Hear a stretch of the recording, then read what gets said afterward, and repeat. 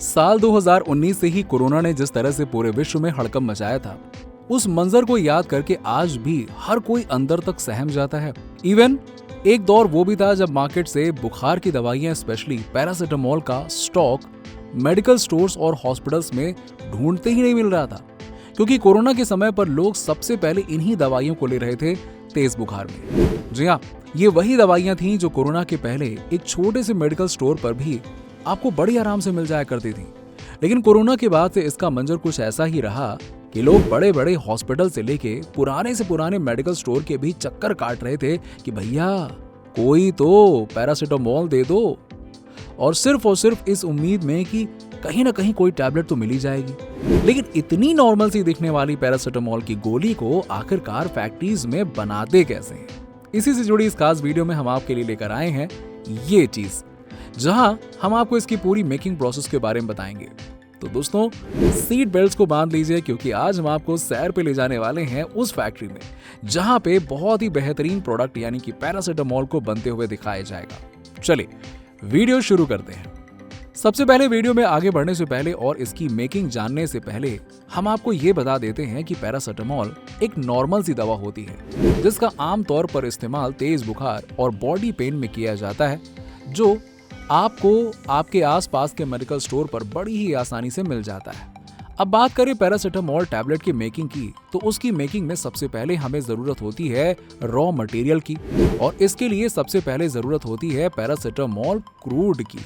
जी हाँ, इस क्रूड को सबसे पहले तैयार किया जाता है। इस प्योर पैरासिटामोल की प्योरिटी का अंदाजा आप इसी बात से लगा सकते हैं कि ये 98 से 99% प्योर होती है।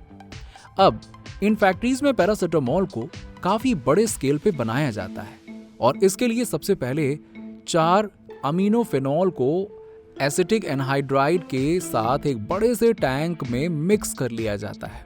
इसके अगले स्टेप में इसमें सबसे पहले डीएम वाटर को मिलाते हैं, और जिसको मिलाते ही इसका कलर चेंज हो जाता है। चूंकि ये एक एक्सोथर्मिक रिएक्शन है, इसीलिए इसके अंदर से काफी हीट निकलता है।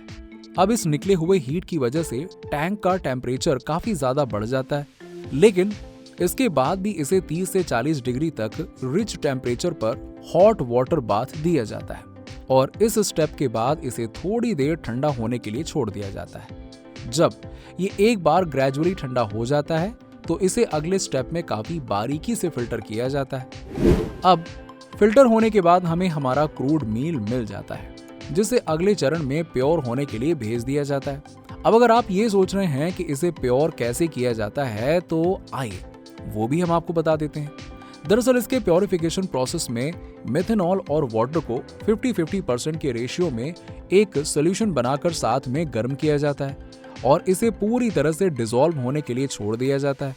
जब एक बार ये इसमें पूरी तरह से डिसॉल्व हो जाता है, तब इसे कूल किया जाता है ताकि इसे आगे के प्रोसेस के लिए भेजा जा सके। इसके अगले प्रोसेस में नंबर आता है आइस बाथ का, जहां पर इसे 3 घंटे के लिए आइस बाथ किया जाता है, और 3 घंटे बाद मिला सोल्यूशन हमारा प्योर पैरासिटामोल सोल्यूशन होता है। जब एक बार ये प्योर पैरासिटामोल बनके तैयार हो जाता है, तो इसे बड़े से कंटेनर में आगे डाल दिया जाता है ताकि यहाँ इसकी आगे की विधियां की जा सके।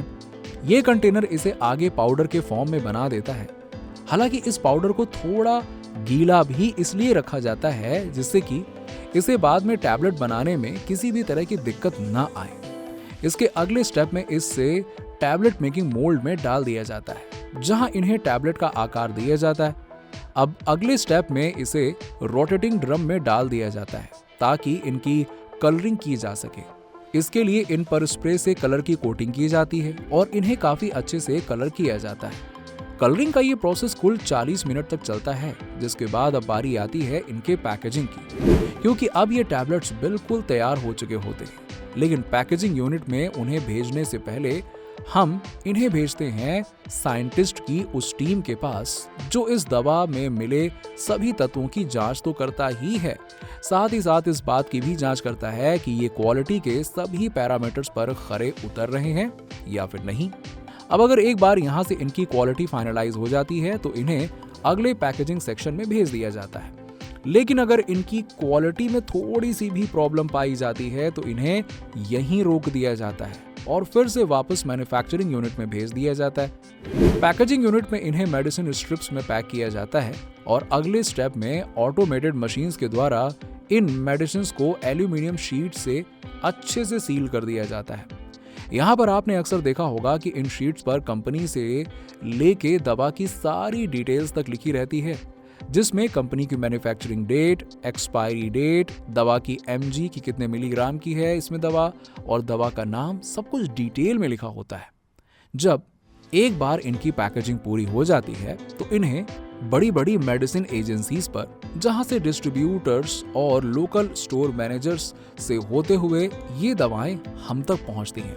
लेकिन ये तो हो गया वो प्रोसेस जहां पर हमने सीखा कि आखिरकार हम बड़ी बड़ी फैक्ट्रीज में पैरासिटामोल टैबलेट्स को कैसे बना सकते हैं। बट इसी में आइए हम आपको लोकल फैक्ट्रीज की सैर भी करवा देते हैं और वहां भी बता देते हैं कि आखिरकार पैरासिटामोल टैबलेट को कैसे बनाया जाता है।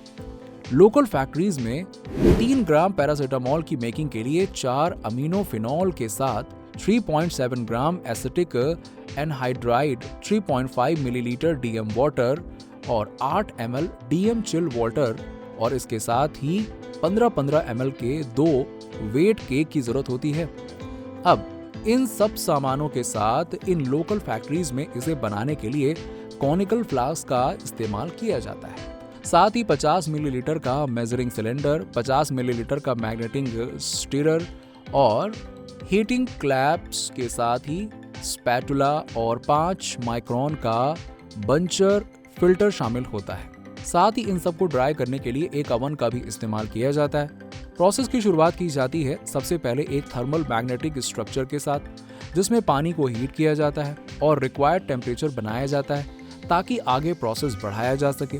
इसके बाद 3.07 ग्राम 4 अमीनोफिनॉल को बेटर पेपर पर लेकर इसके साथ 3.5 ml एसिटिक एनहाइड्राइड मेजर किया जाता है और इसे उसी क्रॉनिकल फ्लास्क में ऐड कर दिया जाता है, जिसमें हमने पहले से ही 3.07 ग्राम अमीनोफिनॉल ले रखा होता है। अब इसमें हम मेजरिंग सिलेंडर की मदद से मेजर करके 8 ml डीएम वाटर ऐड करेंगे।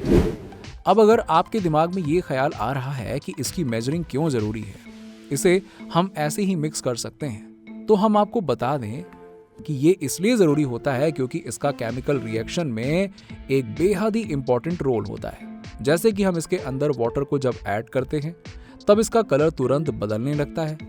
अब इसके अगले स्टेप में इसको मैग्नेटिक स्ट्रक्चर में अटैच कर दिया जाता है और यहाँ पर 30 से 40 मिनट तक वेट किया जाता है।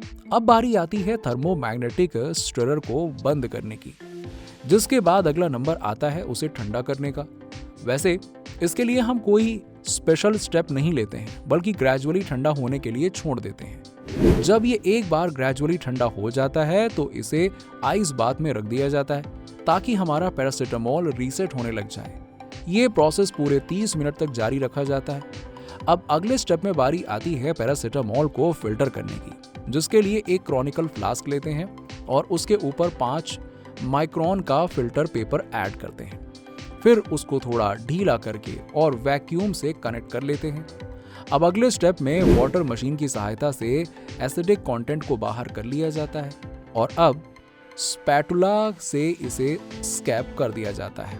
इस प्रोसेस के बाद हमें 3 ग्राम क्रूड पैरासिटामोल मिल जाता है और इस 3 ग्राम क्रूड पैरासिटामोल को अब बारी आती है प्योरीफाई करने की, जिसके लिए हमें फिर से बड़ी बड़ी फैक्ट्रीज की ही तरह मेथनॉल और वाटर की जरूरत पड़ती है, जहां पर दोनों का 50% यानी कि हाफ वाटर और हाफ पानी लेना होता है और एक क्रॉनिकल फ्लास्क में 30 ml तक इस सोल्यूशन को तैयार कर लिया जाता है।